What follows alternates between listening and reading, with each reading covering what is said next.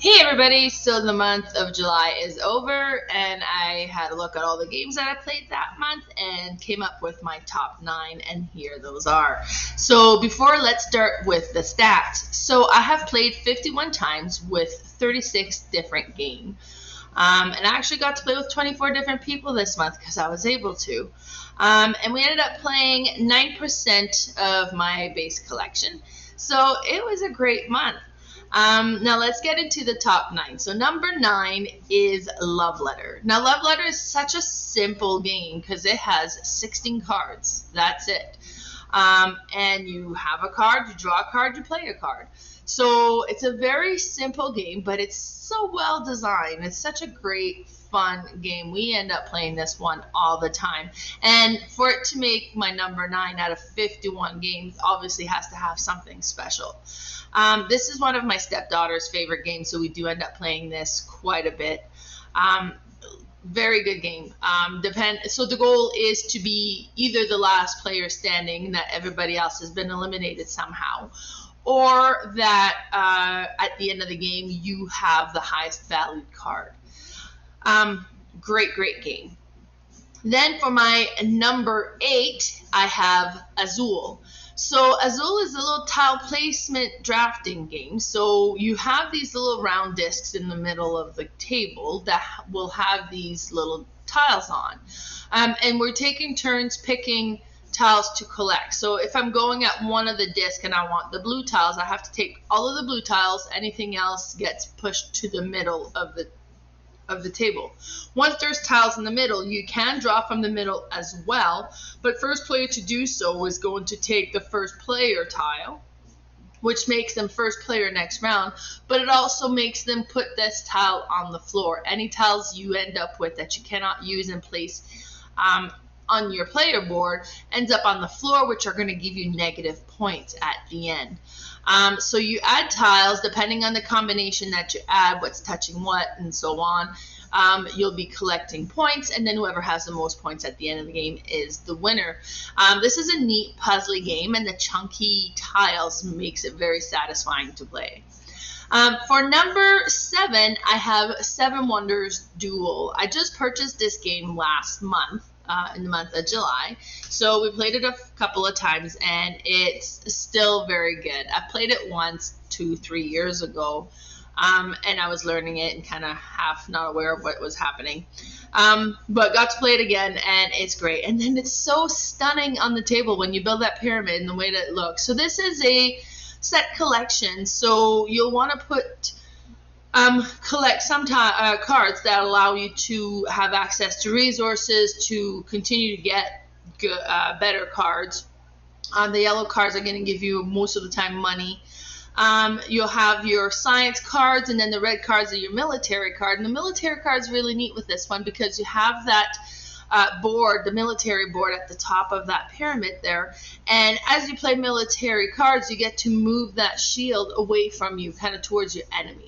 And they can play their own cards, moving it back towards you. So it's a bit of a tug of war. If you ever get all the way across, you automatically win the game that way.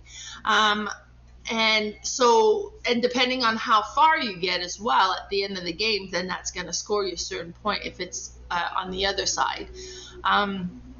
And if you're on the side further up, then it's going to be even more worth even more points. Then you get the science cards you get to collect. That'll give you different abilities or points that you can get. It's just a very great game. It plays in 3 rounds because you get the era 1, then you get the era 2, and the era 3. And it's just a great 2-player game. This one definitely only plays at 2 players. Seven Wonders Duel can play, I think it's up to 7.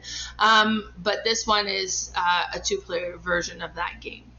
Then for number 6, I have Viticulture. So I had heard of Viticulture quite a bit. I had just never played it until Melcom, which was at the beginning of the month of July.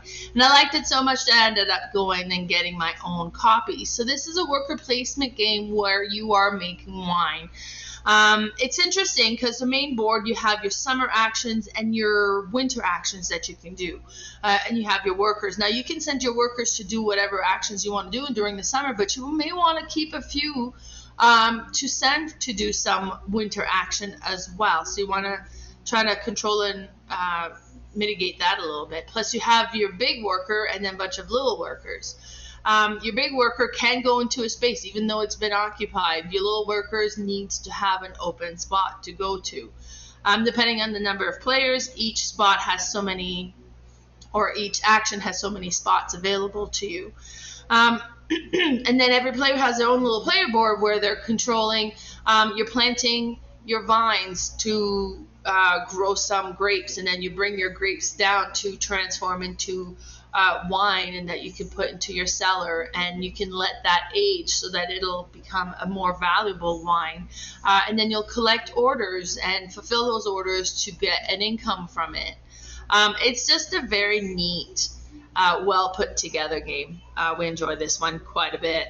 And then my friend had made his own wine that he had labeled with a Viticulture label, so I was just showing that off there. So for number 5, I have Lost Runes of Arnak, which is also a game that I bought last month. Components in this game are great, and it's a little bit difficult to describe because it's not a worker placement, although there is some worker placement element to it. Basically, you go around and around until you run out of actions that you can do. The actions can be that you play your card, it can be that you purchase a new card, or it can be that you utilize your workers to go on a few different locations to collect the resources that that location has, or to go ahead and explore and open a brand new location that you'll get will give you a new spot that people can go to for more resources in the future. You can also get assistant to help you and kind of move your knowledge up the knowledge track on the side, and the higher you go, the more point that's going to be worth as well, but you got to have the resources to spend to move up that track. It's very neat, very interesting. The components are beautiful in this one. You have these little plastic arrowheads and tablets and gems, and they just look amazing. The box it came with tons of bags that you can just bag everything, so it doesn't have like any amazing insert, but really I guess it didn't really need it, but such a good game. For number 4, I have Century: A New World. I bought this game last month to complete my Century trilogy, so I now have all 3 games, and I've played Century: A New World a few times throughout the month. You can actually combine all 3 games and get an element of each of the games to kind of create a bigger game that I haven't done that yet. So Century Spice Road is more like a deck building version of the game. Then you have Century Eastern Wonders, that's more of an area control. This one is the worker placement version of it. The workers are tiny, but I guess you send multiple workers at different locations depending on what you're doing and if you're booting somebody out of that location. So the game doesn't get too bulky. Maybe they're keeping their meeples that small. But you're going around collecting the resources to trade off and kind of convert into different things to build up to get the orders that are available at the top. I really, really enjoy this one. I love the little plastic bowl that this comes with to kind of keep all of your cubes organized.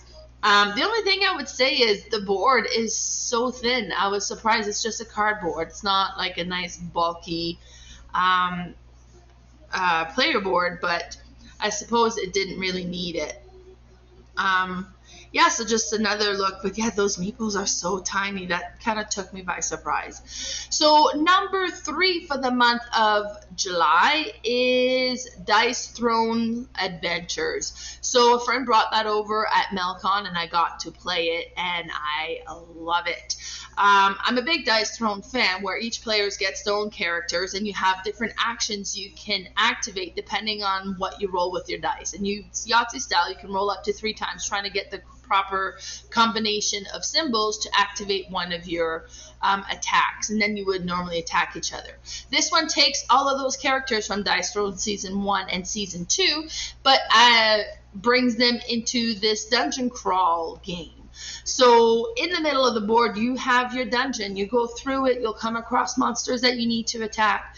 The goal is to get three shards to open the portal to get to the big boss monster. It is a cooperative games in this one. It was great. The only drawback I had with this one a little bit, it looked like it had a very strong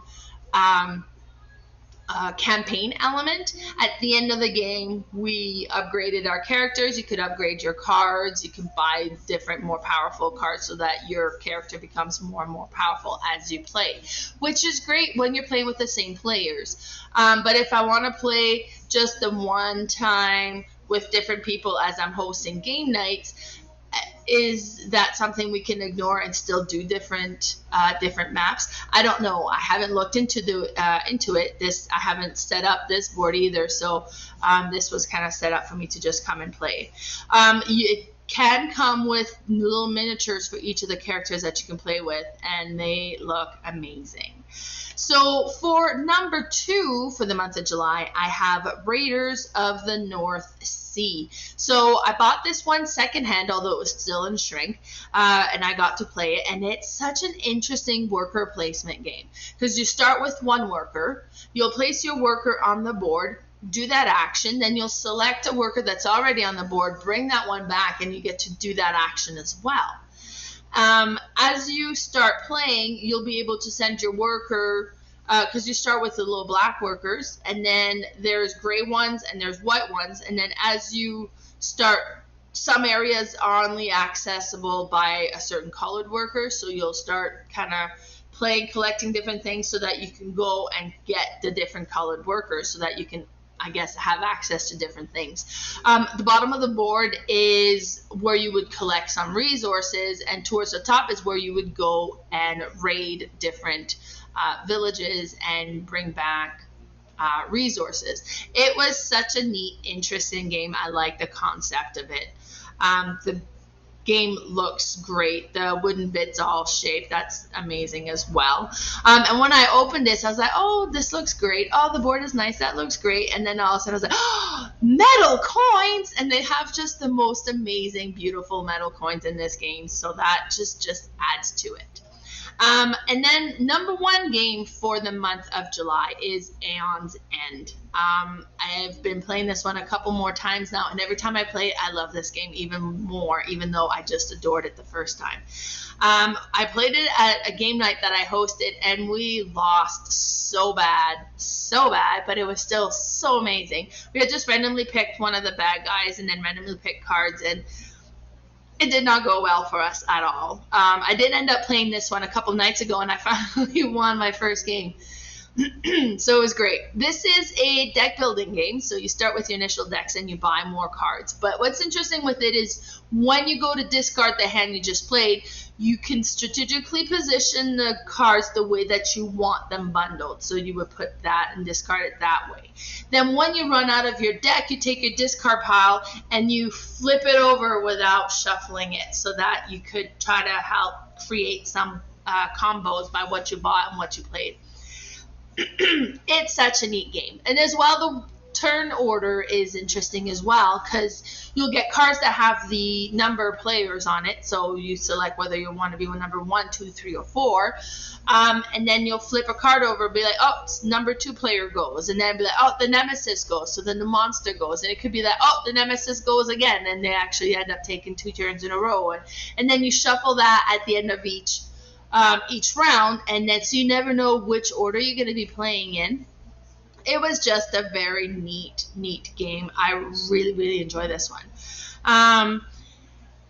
Yeah, it's just amazing. So I was just going to bring up that to do my ranking, I've used the ranking engine pubmeeple.com, which was interesting though, because I didn't realize that Love Letter would end up at 9, and I'm as surprised as everybody when I play with this one. But that was it for the month of July. So please follow me on Facebook at Disbrain Areas playing all the games. I'm also on Instagram as BoardGame_Mama, and my YouTube channel is BoardGameMama. Now stay tuned for see which games are going to make the top 9 for the month of August. Thanks everybody.